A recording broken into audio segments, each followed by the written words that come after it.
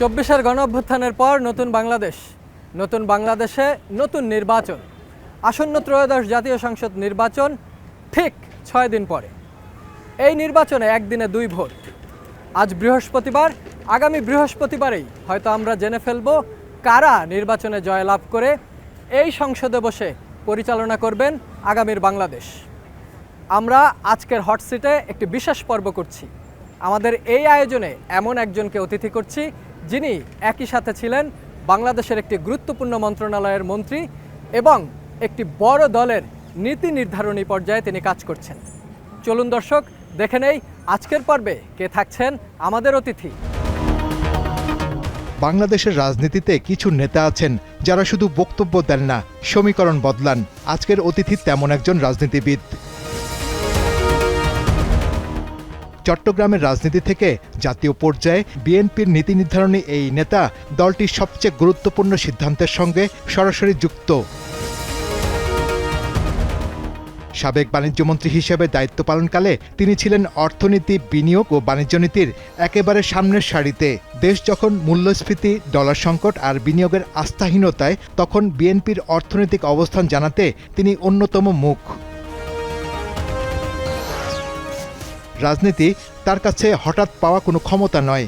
রাষ্ট্র পরিচালনার অভিজ্ঞতা তিনি দেখেছেন খুব কাছ থেকে, খুব ছোট বয়স থেকেই।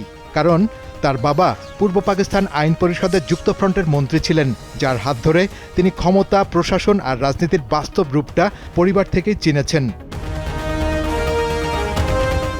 12 তারিখ নির্বাচন।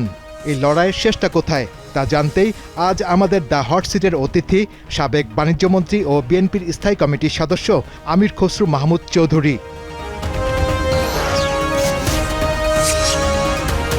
দর্শক, আমাদের আজকের পর্বের অতিথি সাবেক বাণিজ্যমন্ত্রী, বিএনপি স্থায়ী কমিটির সদস্য এবং চট্টগ্রাম 11 আসনের সংসদ সদস্য প্রার্থী আমির খসরু মাহমুদ চৌধুরী। আমির খসরু মাহমুদ চৌধুরী, আপনাকে স্বাগত জানাচ্ছি। অনেক ব্যস্ততার মধ্যে আমাদের সময় দিচ্ছেন, এই জন্য কৃতজ্ঞতা প্রকাশ করছি। যে বিষয়টি নিয়ে প্রথমেই আলোচনা করতে চাই, আপনি যে আসনের প্রার্থী হয়েছেন, যদিও একবার আপনার প্রার্থিতার পরিবর্তন হয়েছে 10 থেকে আবার 11-তে, এটা বন্দর, চট্টগ্রাম বন্দর, যেটা বাংলাদেশের অর্থনীতির প্রাণ। আপনারা যদি নির্বাচনে জয়লাভ করেন এবং সরকার গঠন করেন, এই বন্দর নিয়ে আপনাদের কি ধরনের পরিকল্পনা আছে? এবং জানেন যে বন্দর নিয়ে অলরেডি আন্দোলন চলছে, যেটা বিদেশিদের হাতে তুলে দেওয়া হচ্ছে। এই বিষয়ে নিয়ে আপনার মন্তব্য কি? না, সেটা তো অন্য বিতর্ক। সেটা আমাদের যেটা চট্টগ্রাম বন্দর এবং চট্টগ্রামকে নিয়ে যেটা চিন্তা, চট্টগ্রামকে আমরা একটা লজিস্টিক হাব করতে হবে। বা লজিস্টিক হাব বলতে আমরা যেটা বুঝেছি, খালি বাংলাদেশের জন্য না, পুরো রিজিয়নের জন্য, পুরো অঞ্চলের জন্য একটা লজিস্টিক হাব হিসাবে পরিকল্পনা আছে আমাদের। এবং পুরো কোস্ট লাইনে চট্টগ্রামের এটাকে একটা ট্রেডিং পোস্ট হিসেবে আমরা আগামী দিনে ডেভেলপ করতে চাই। এবং ট্রেডিং পোস্ট হিসেবে মানে it's a trading post open 24/7 for anybody to come and invest in Bangladesh, এখানে বিনিয়োগ করার জন্য। সুতরাং আমরা চাই যে এটা সামষ্টিকভাবে যে এটা যে সম্ভাবনা আছে, এটা পুরোপুরি কাজে লাগিয়ে শুধু বাংলাদেশের জন্য না, পুরো অঞ্চলের জন্য একটা লজিস্টিক্যাল হাব আমরা করতে চাই চট্টগ্রাম বন্দরকে। এবং চট্টগ্রাম এয়ারপোর্টটাকে আমরা চাই একটা হাব, ওই অঞ্চলের জন্য একটা hub, passenger hub and as well as cargo hub, because ওখানে সম্ভাবনাটা আছে। এই জন্য এখন অপারেশনের ক্ষেত্রে বিদেশিদেরকে আপনারা প্রাধান্য দেবেন কিনা, বা এই চুক্তি নিয়ে আপনাদের ওই সিদ্ধান্তে আমরা এখনো আসিনি। ওগুলো তো পরবর্তীতে আমরা সরকারে আসলে সিদ্ধান্ত নেব। 12 ফেব্রুয়ারি ত্রয়োদশ জাতীয় সংসদ নির্বাচন হতে যাচ্ছে। এর মধ্যে আপনাদের চেয়ারম্যান তারেক রহমান নির্বাচনী প্রচারণে বিভিন্ন ধরনের বক্তব্য দিচ্ছেন। ফ্যামিলি কার্ড নিয়ে অনেক কথা হচ্ছে। আপনাদের দলীয় মানে স্ট্যান্ড কোন জায়গায়? জামাতের সাথেও অনেকগুলো বিষয় নিয়ে কথা হয়েছে। আপনি যেহেতু নীতি নির্ধারণী পর্যায়ে রয়েছেন, আগামীর জনগণ বিএনপির কাছ থেকে যে প্রত্যাশা করে, সেই প্রত্যাশা পূরণ হবে কিনা? না, অবশ্যই। আমাদের তো তারেক রহমান সাহেব এসেই যে কথাটা বলেছেন, উই হ্যাভ এ প্ল্যান, আমাদের একটা পরিকল্পনা আছে। আমরা তো একটা পরিকল্পনা করে নির্বাচনের দিকে যাচ্ছি।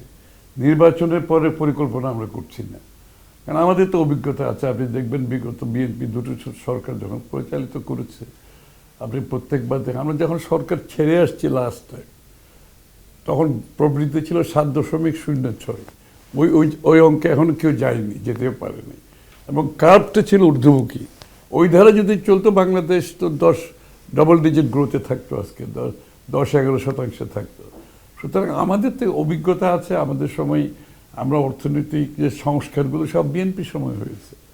আর্থিক বলেন, বলেন, গণতান্ত্রিক সংস্কার, পার্লামেন্টারি ডেমোক্রেসি, বহুদলীয় গণতন্ত্র, আপনার অর্থনীতির বেলায় যত সংস্কার আপনি দেখবেন সবগুলো বিএনপির সময় হয়েছে, এবং এই জন্যই এবং আমরা যেমন বড় বড় প্রতিষ্ঠানগুলোকে ধ্বংস করতে অ্যালাউ করি নাই, যে বাংলাদেশ ব্যাংক আমরা কোনোদিন রাজনৈতিকভাবে কাউকে নিয়োগ করি নাই, সিকিউরিটি অ্যান্ড এক্সচেঞ্জ কমিশন নিয়োগ করি নাই। এই জন্য আপনি দেখবেন ব্যাংকিং খাতে বিএনপির সময় ডিসিপ্লিন সবসময় ছিল, ম্যাক্রো ইকোনমিক স্টেবিলিটিতে সবসময় ছিল, শেয়ার বাজারে কোনোদিন বিএনপির সময় ধস নামে নাই কিংবা লুটপাট হয় নাই।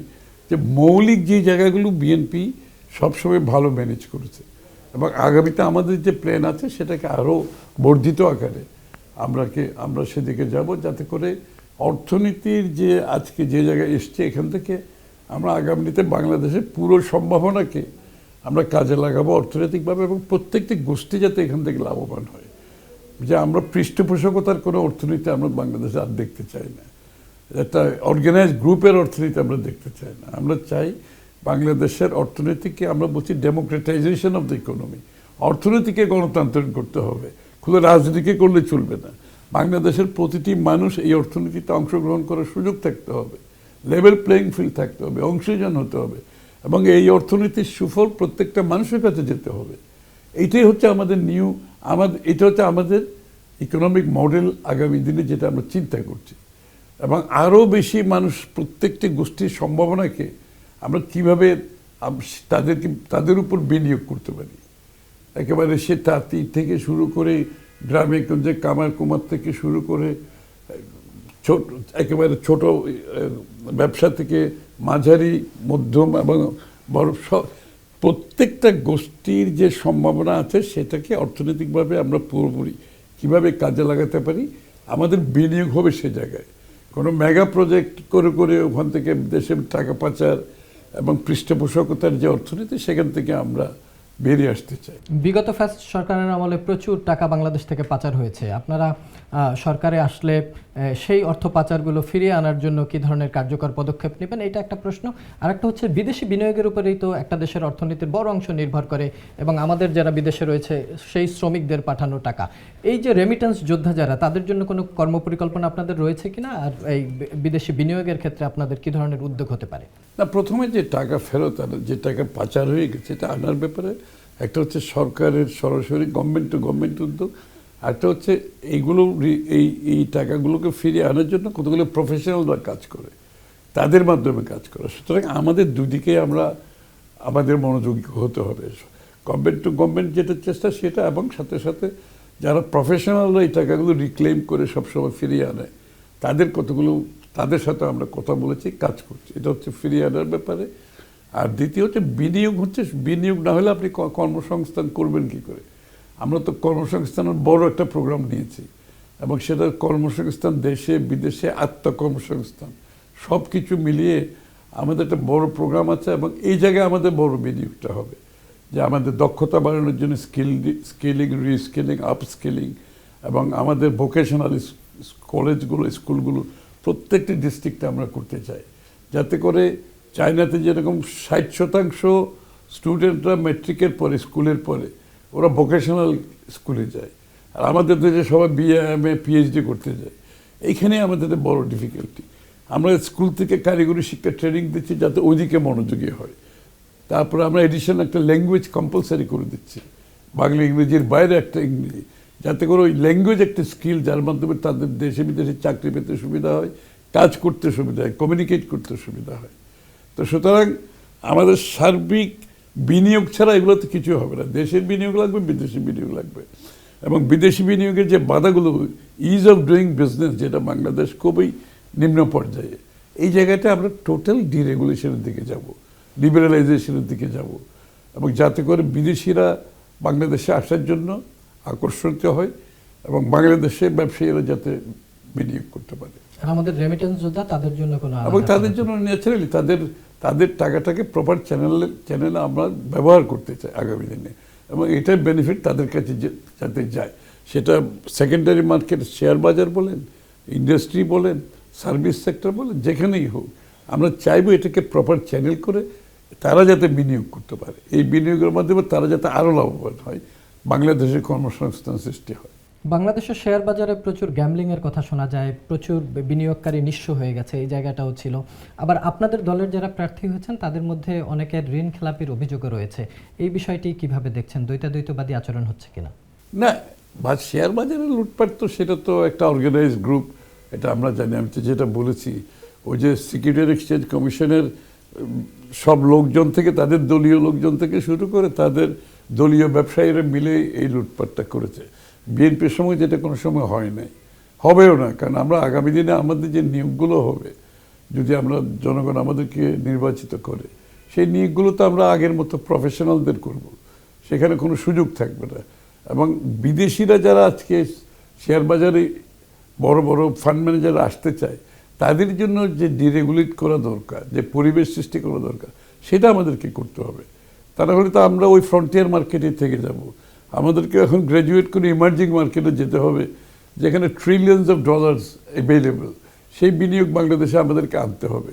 ওই বিনিয়োগের মাধ্যমে আপনার দেশে বিনিয়োগ হবে, বিদেশিরাও এখান থেকে বিনিয়োগ করবে, দেশিরাও করবে। হাই স্ট্রিট ব্যাংক থেকে টাকা ধার করে এই বড় বড় বিনিয়োগ সম্ভব না। এটাই বাংলাদেশে হয়েছে। এটার জন্য আমাদেরকে এখন অনেক ব্যাগ পোহাতে হচ্ছে। আপনি ব্যক্তি আমির খসরুতে আসতে চাই। চট্টগ্রামের যতগুলো আর্থিক প্রতিষ্ঠান আছে, share market, Chattogram chamber of commerce, এরপর বাণিজ্য মন্ত্রণালয়ের দায়িত্ব ছিলেন আপনি। থাকা অবস্থায় এই অর্থনীতি যেখানে ছিল এবং এখন অর্থনীতি যেখানে দাঁড়িয়েছে, আপনি কি সেখানে সন্তুষ্ট? না, মোটেই না। আমি তো বললাম, আজকে অর্থনৈতিক অবস্থা পুরো আর্থিক খাত ধ্বংস হয়ে গেছে, শেয়ার বাজার ধ্বংস হয়ে গেছে, বিনিয়োগ কমছে, আপনার মূলধনী যন্ত্রপাতি আমদানি কমছে, বেসরকারি ঋণ কমে যাচ্ছে, এমপ্লয়মেন্ট কমে যাচ্ছে, আপনার দারিদ্রতা বাড়ছে। তো সুতরাং এখন তো খুবই খারাপ অবস্থা। এই জন্য এখান থেকে বেরিয়ে আসতে হলে আমাদেরকে ইজ অফ ডুইং বিজনেস, বিনিয়োগের যে পরিবেশটা, আমাদের পরিবেশটা সৃষ্টি করতে হবে। আর বিনিয়োগ ছাড়া তো আপনি কোনো কিছুই হবে না, অর্থনীতি এগোবে না, এমপ্লয়মেন্ট কর্মসংস্থান হবে না। বাংলাদেশে যেটা বলা হয় যে পরিবারতান্ত্রিক রাজনীতির যে জায়গা, সেখান থেকে রাজনীতি মানুষে ফেরা। যেমন যোগ্যতা থাকলে তো তিনি নিশ্চয়ই রাজনীতি করবেন। আপনার বাবা যুক্তফ্রন্টের মন্ত্রিসভার সদস্য ছিলেন, আপনিও মন্ত্রী হয়েছেন, আপনার ছেলেও রাজনীতিতে আসছে। এই পরিক্রমাটা এনজয় করছেন কতটা? এটা যোগ্যতার ভিত্তিতে হতে হবে। এটা কেউ কারো ছেলে কিংবা কারো কোন ফ্যামিলি থেকে আসছে সেইটা যাচাই করার কোনো সুযোগ নেই।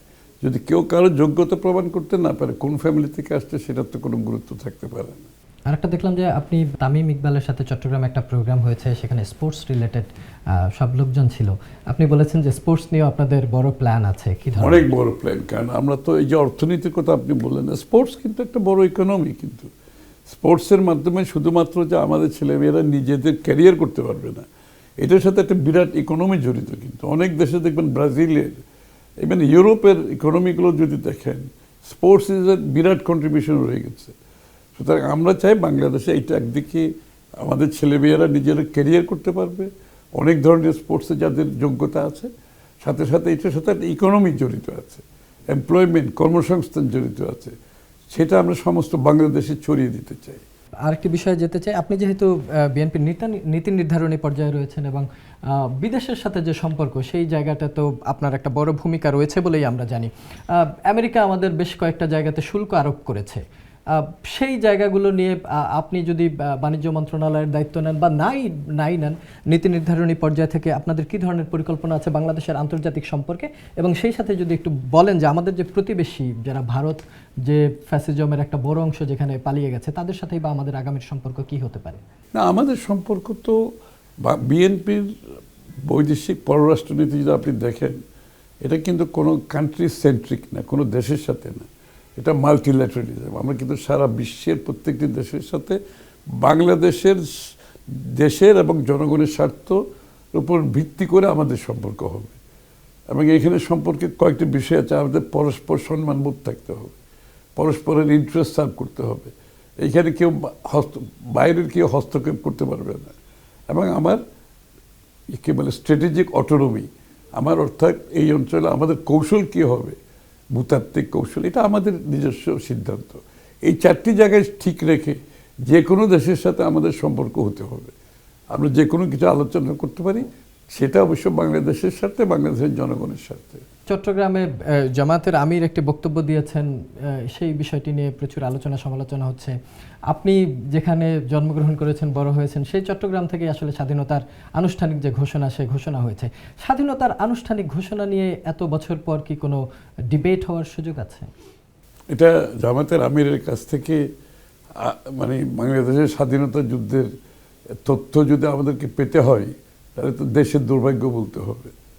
আজকে যারা স্বাধীনতার কোষককে নিয়ে কেউ আবার বিতর্ক নতুনভাবে সৃষ্টি করতে চায়, তো সুতরাং এটা তো বিভক্তি আবার নতুন করে একটা সৃষ্টি করার এই ধরনের মন্তব্য।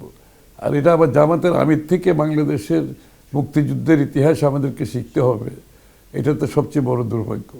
যদি উনি অবশ্য পরে ফেসবুকে আবার লিখেছে যে কোথাও তো আমরা বলিনি যে স্বাধীনতার ঘোষণা, আমরা বলেছি যে অলি আহমেদ যিনি বীর বিক্রম, উনি বলেছেন যে উই রিভোল্ট, দেন জিয়াউর রহমান সাহেব ঘোষণা দিয়েছেন। অলি আহমেদ সম্বন্ধে কি সাহেব কি বলেছে এটা আমার কাছে কোনো গুরুত্ব নেই, আমার কাছে কোনো গুরুত্ব নেই। আরেকটা হচ্ছে এটা ওনাদের কাছে গুরুত্ব থাকতে পারে। আচ্ছা, জামাতের আমিরের অলি আহমেদ সাহেব ওই জায়গায় জিয়াউর রহমান সাহেবের সাথে অলি আহমেদ সাহেবের নাম আনাটা আমার জন্য সম্ভব, আমার পক্ষে সম্ভব না। কিন্তু অলি আহমদও তো একসময় আপনাদের রাজনীতি করেছেন। অলি আহমদ করেছে না, অনেকেই তো করেছে। অলি আহমেদের মতো অনেকে রাজনীতি করেছে বিএনপির, আসছে যাচ্ছে, অলি আহমেদের মতো অনেক লোক করেছে। তো অলি আহমেদের জিয়াউর রহমানের সাহেবের সাথে অলি আহমেদের নাম আনা ওই স্বাধীনতার ঘোষণার সাথে, এটা আমার পক্ষে সম্ভব না। আরেকটি বিষয় খুবই পরিলক্ষিত হচ্ছে যে জামাতের আমির ফেসবুকে ওপেন স্ট্যাটাস দিয়েছেন এবং সেখানে পলিসি ডিবেট যেটা হয় ইন্টারন্যাশনালি, আমেরিকাতে বা ইউরোপে দুই দলের প্রধানরা যে পলিসি ডিবেট করে, সেখানে তিনি তারেক রহমানকে আমন্ত্রণ জানিয়েছেন। এই বিষয়টা কি আপনারা গুরুত্ব দিয়ে দেখবেন কিনা? ওটা বলতে পারবো না, এটা তো এখন ইলেকশন আছেই বা কয়দিন, ওইটা তো আমার জানা নেই। ওটা হয়তো পলিটিক্যাল কত স্ট্যান্ডবাজি কত আছে, পলিটিক্যাল স্ট্যান্ডবাজি তো থাকতেই পারে। একটু একদম নির্বাচনে ফিরতে চাই, যেহেতু আমাদের সময়ও কম।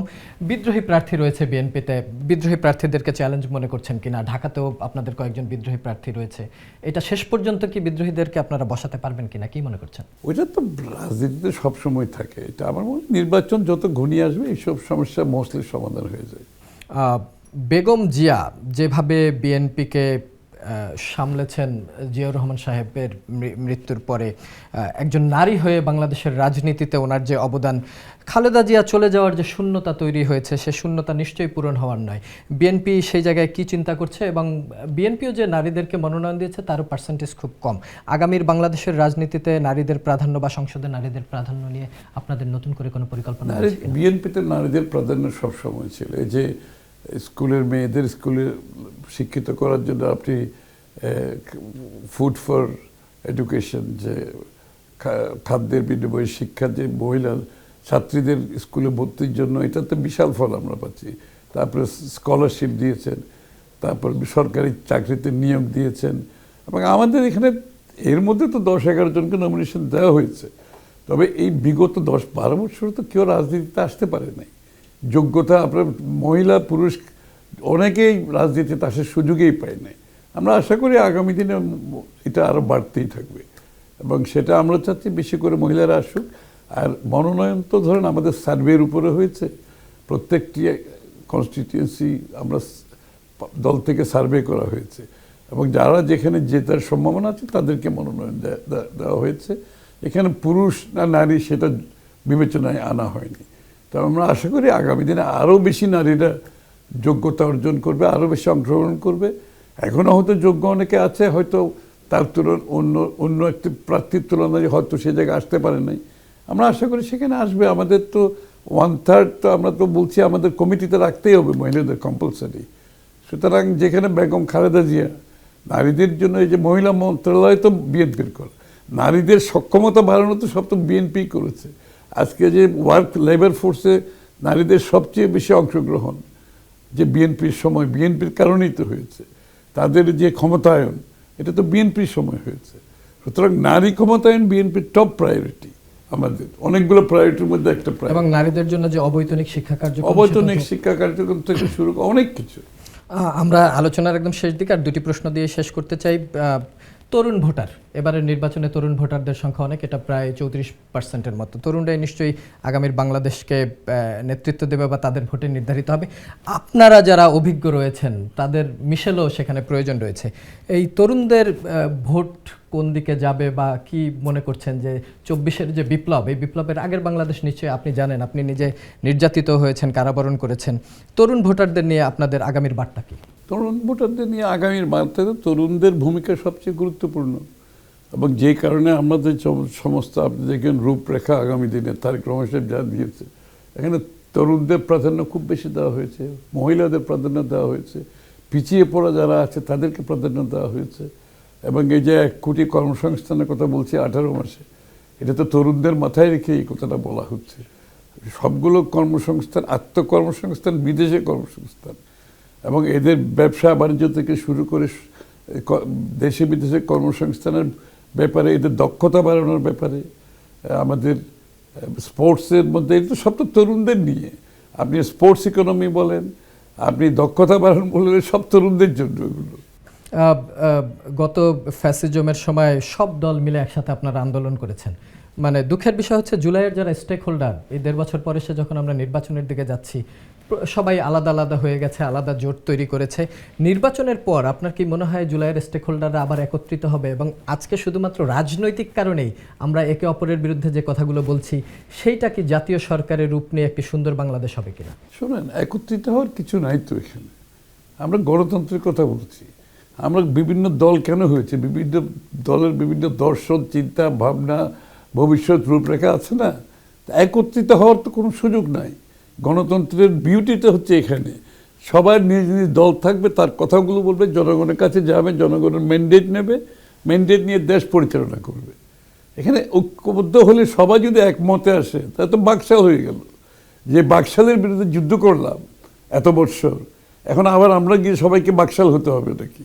গণতন্ত্রের বিউটিটা হচ্ছে আমরা যার যার অবস্থান থেকে জনগণকে আমাদের এটা জনগণের উপর আস্থা রাখতে হবে, কিন্তু জনগণের মালিকানার উপর আস্থা রাখতে হবে। আমরা ঢাকায় বসে সব সিদ্ধান্ত দিয়ে তারপর চাপিয়ে দেবো একে অপরের উপর, সেটা গণতন্ত্র না। যে একটা টেন্ডেন্সি এখন দেশে দেখা যাচ্ছে কিছু রাজনৈতিক নেতাদের মধ্যে, কিছু কিছু সিভিল সোসাইটির মধ্যে, যে তাদের চিন্তায় মনে হচ্ছে বাংলাদেশের মানুষের চিন্তা। এটা আপনাকে মানতে হবে, এটা করতে হবে, চাপাই দিতে হবে না। প্রত্যেকের চিন্তা নিয়ে আপনি জনগণের কাছে যান না, আপনি ম্যান্ডেট নেন। এটাই তো গণতন্ত্র, এটাই বিউটি। ঢাকায় বসে আপনি টেবিলে বসে কিছু সিদ্ধান্ত চাপিয়ে দেবেন অন্যদের উপর, এটা তো গণতন্ত্র হতে পারে না। এই টেন্ডেন্সি হওয়ার কারণে মনে করছে সব জায়গায় একমত হইতে হবে। নো, একমত হলে তো বাকশাল হয়ে গেলাম, এক পার্টি হয়ে গেলাম। এক পার্টি হওয়ার জন্য তো গণতন্ত্র চাই নাই। আমরা পার্টি থাকবো, আমাদের কথা বল, কিন্তু সম্মানের সাথে। আরেকজনের সাথে আমি দ্বিমত পোষণ করেও তাকে সম্মান দেখাতে হবে, তার প্রতি সহনশীল হতে হবে, রেসপেক্ট থাকতে হবে, রাজনৈতিক সংস্কৃতিতে পরিবর্তন আনতে হবে, স্থিতিশীলতায় বিশ্বাস করতে হবে। আপনি রাজনীতিতে এমনভাবে করবেন না যেখানে সাংঘর্ষিক হতে হবে। স্থিতিশীলতা নষ্ট হয়, সে রাজনীতির দরকার তো নাই। এখানে সংস্কৃতির প্রয়োজন আছে, পরিবর্তনের প্রয়োজন আছে। একদমই শেষ, আমি একদম শেষ প্রশ্নটি করছি, যেহেতু আপনার প্রচণ্ড রকম ব্যস্ততা রয়েছে। একদিনে 2 ভোট, গণভোট এবং জাতীয় নির্বাচন। গণভোট নিয়ে আপনার মন্তব্য শুনতে চাই, আর 12 তারিখের নির্বাচন নিয়ে কোনো চ্যালেঞ্জ রয়েছে কিনা? না, চ্যালেঞ্জ তো নির্বাচনে সবসময় থাকবে। নির্বাচনে ইটসেলফ ইজ এ চ্যালেঞ্জ। এই চ্যালেঞ্জ মোকাবিলা করবে রাজনীতিবিদরা, করবে যারা পরিচালনা করছে তারা করবে, আইন শৃঙ্খলা বাহিনী করবে, সব স্টেক হোল্ডাররা তো এই চ্যালেঞ্জ মোকাবিলা করতে হবে, এবং দিনের শেষে আমরা সবাই মিলে করতে হবে। এটা সকলের চ্যালেঞ্জ, কোনো কারো একার চ্যালেঞ্জ না। এটা সকলের চ্যালেঞ্জ, এটা দেশের স্বার্থে, এবং এই প্রক্রিয়ার বাইরে যাওয়ার কোনো সুযোগ নাই। নির্বাচনে একমাত্র পন্থা যেটা জনগণের মালিকানা ফিরিয়ে দিতে পারবে, যেটা দায়বদ্ধ সরকার গ্রহণ করতে পারবে, জনগণের কাছে দায়বদ্ধ থাকবে। আর দ্বিতীয় কোনো প্রক্রিয়া তো নাই। এই প্রক্রিয়া যেতে হবে, এই প্রক্রিয়া চালাতে হবে। নির্বাচন হচ্ছে, গণতন্ত্র হচ্ছে, এটা হচ্ছে আপনার কারেকশন প্রসেস, এটা ফিল্টারেশন প্রসেস। এই প্রসেস চলতেই হবে, এটাকে বন্ধ করা যাবে না। এটা বন্ধ করে তো গত 20 বছরের সমস্যা। এই প্রসেস চললে কারেকশন হতে থাকবে, ফিল্টারেশন হতে থাকবে, মানুষ তার মালিকানাও ফিরে পাবে, সরকারও দায়বদ্ধ হবে, সরকারের দায়বদ্ধতা বাড়তে থাকবে জনগণের কাছে। আমির খসরু মাহমুদ চৌধুরী, আমি শেষ করতে চাচ্ছিলাম, তারপরে ছোট্ট একটা প্রশ্ন করি। আপনি অনেক দিন কারাগারে ছিলেন, একাধিকবার অ্যারেস্ট হয়েছেন। এই শরীরে এই বয়সে আপনাদের মতো মানুষকে যখন রাষ্ট্রের সম্মান করার কথা, তখন রাষ্ট্র আপনাদেরকে কারাগারে অন্তরীণ করে রেখেছিল। যদি কারাগারের একটু স্মৃতিচারণ করেন, এটা দিয়ে শেষ করতে চাই। কারাগার তো তখন তো কারাগারের ভিতরে যেরকম ছিল, বাইরেও কারাগার ছিল আমাদের জন্য। বাইরেও যে কারাগারের বাইরে খুব একটা ছিলাম তা তো না, কারাগারের ভিতরে তো যখন ছিলাম কারাগারেই ছিলাম। আর কারাগারের স্মৃতি বলতে যা বোঝায়, কারাগারের তো কেউ একদিন 1 ঘন্টার জন্য কেউ কারাগারে থাকতে চাইবে এটা মনে করার কোনো কারণ তো নাই। খুবই খারাপ অবস্থা, এবং সবচেয়ে দুঃখজনক হচ্ছে সেখানে আপনার কোনো চিকিৎসার কোনো ব্যবস্থা নেই। আমাদের একটাই ভয় ছিল, আমাদের যদি কোনো ওরকম কিছু হয় চিকিৎসার অভাবে মারা যাবো। আমাদের সামনে মারা যাচ্ছে, চিকিৎসা দেওয়া হচ্ছে না। বেগম জিয়া একটা এক্সাম্পল, খালেদা জিয়া, চিকিৎসার অভাবে এই মহিলা মারা গেল, এই ভদ্র মহিলা মারা গেল চিকিৎসার অভাবে, আর তো কিছু না। ওনাকে চিকিৎসা না দিয়েই মেরে ফেলেছে। তো ওনারটা তো আমরা দেখতে পাচ্ছি, হাজারো নেতা কর্মীর মৃত্যু ঘটেছে জেলের মধ্যে চিকিৎসার অভাবে। আমাদের ওই ভয়টা সবচেয়ে বেশি ছিল। এই ভয় আর না ফিরুক, রাজনীতিতে সহমর্মিতা ফিরুক। শুধুমাত্র রাজনৈতিক কারণে এক পক্ষ আর এক পক্ষকে মানে মেরে ফেলার মতো রাজনীতি করবে, এই রাজনীতি বাংলাদেশে আর হয়তো ফিরবে না। আমরা সেই আশাবাদ ব্যক্ত করি এবং আপনার সুস্বাস্থ্য কামনা করে আজকের মতো শেষ করছি। Thank you. দর্শক, এই ছিল N Mohammad presents the hot seat. প্রতি বৃহস্পতিবার রাত 11:35 আয়োজন নিয়ে আমরা হাজির হই। আগামী পর্বে আবার অন্য কোনো অতিথিকে নিয়ে আমরা হাজির হব। সে পর্যন্ত রইল সবার জন্য শুভকামনা। শুভরাত্রি।